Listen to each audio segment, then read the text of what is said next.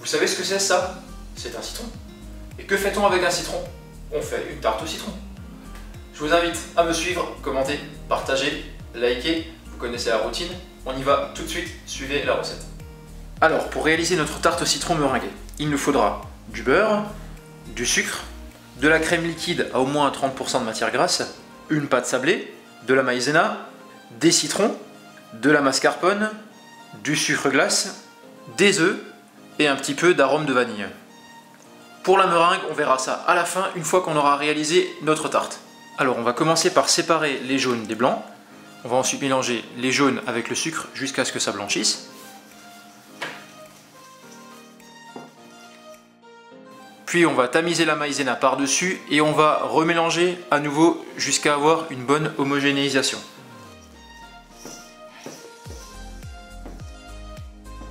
On coupe nos citrons, on en extrait le jus avec un presse-agrumes, ou alors vous pouvez le faire à la machine si vous en avez une. On va ensuite faire chauffer notre jus de citron dans la casserole. Et quand on arrive à ébullition, on va sortir du feu pour le mélanger à la préparation précédente. Alors on mélange bien notre citron dans la préparation précédente. Une fois que c'est bien fait, on va à nouveau mettre ça dans la casserole. Alors il faut bien mélanger énergiquement pour ne pas que ça se solidifie. Donc on mélange au fouet jusqu'à apparition de petites bulles à la surface. Là vous savez que votre crème de citron est bonne, donc c'est le même principe que la crème pâtissière.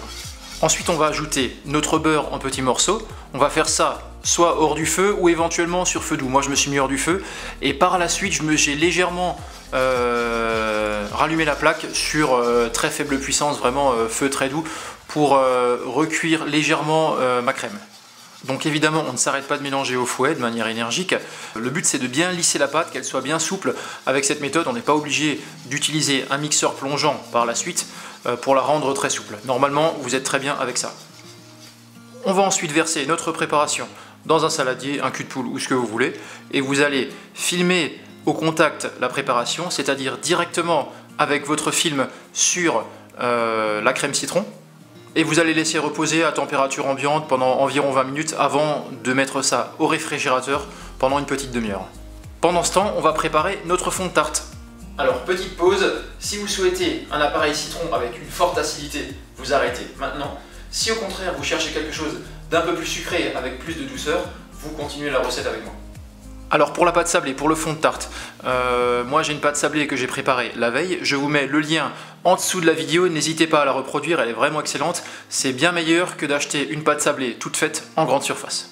Alors on va préchauffer notre four à 160 degrés et on va étaler notre pâte entre deux feuilles de papier cuisson pour former un disque. Donc l'avantage des feuilles de papier cuisson, ça évite de mettre de la farine partout sur le plan de travail, ça vous donne un résultat propre.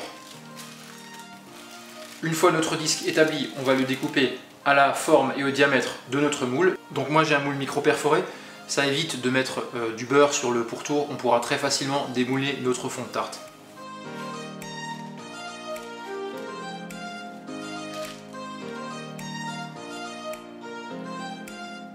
On va mettre de la pâte également sur les bords de notre fond.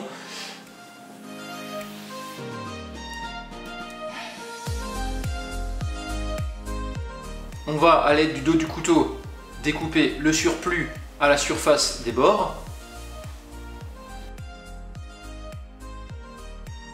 Et avant d'enfourner notre fond de tarte, on va mettre une feuille de papier cuisson avec des billes de cuisson pour éviter qu'elle ne gonfle.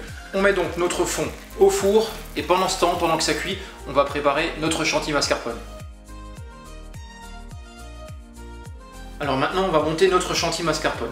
Dans un cul de poule, on va mettre la crème mascarpone, la crème liquide, on va mettre environ une cuillère à soupe d'arôme de vanille et également le sucre glace. Alors le sucre glace, vous ne le voyez pas sur la vidéo, mais il est bien présent. On va lancer notre robot pâtissier progressivement pour ne pas mettre de la crème liquide partout, mais dès que ça commence un tout petit peu à prendre, on se met rapidement à fond. Alors l'idéal est de mettre le fouet du robot directement au congélateur quelques instants avant pour que ce soit bien froid et que notre chantilly monte facilement et rapidement. Alors là, on s'arrête, elle est bien ferme. On va maintenant la mélanger à notre crème citron de tout à l'heure qu'on a ressorti du réfrigérateur. Donc on y va progressivement par étapes, vous pouvez le faire en 3, 4, 5 fois, il n'y a pas trop d'importance. L'idéal étant de bien mélanger nos deux éléments.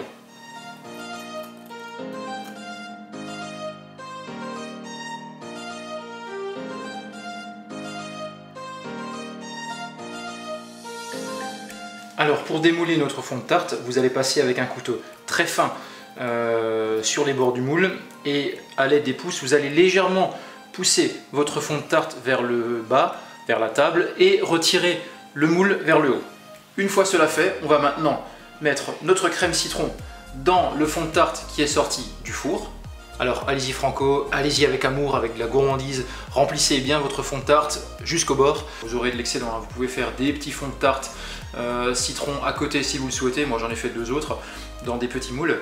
Vous pouvez lisser votre préparation et puis ensuite vous allez le mettre au réfrigérateur pendant au moins 2 heures pour que ce soit bien froid et seulement à la fin on va mettre notre meringue.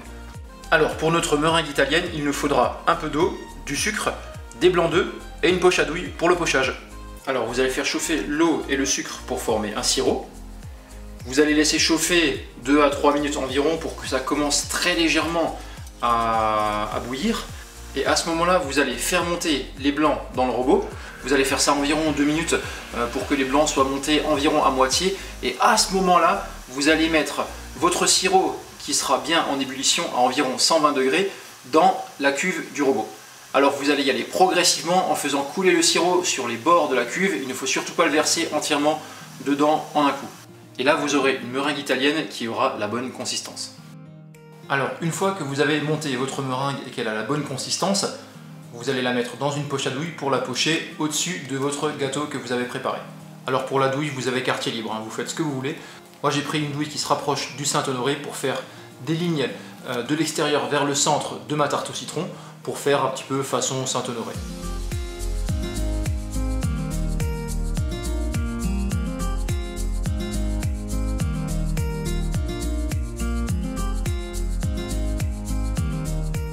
Une fois que vous avez poché votre tarte, vous allez à l'aide d'un chalumeau griller votre meringue sur toute la surface. Si vous n'avez pas de chalumeau, c'est pas bien grave, vous pouvez utiliser votre four fonction grill. Et maintenant, il ne reste plus qu'à déguster. Bon appétit!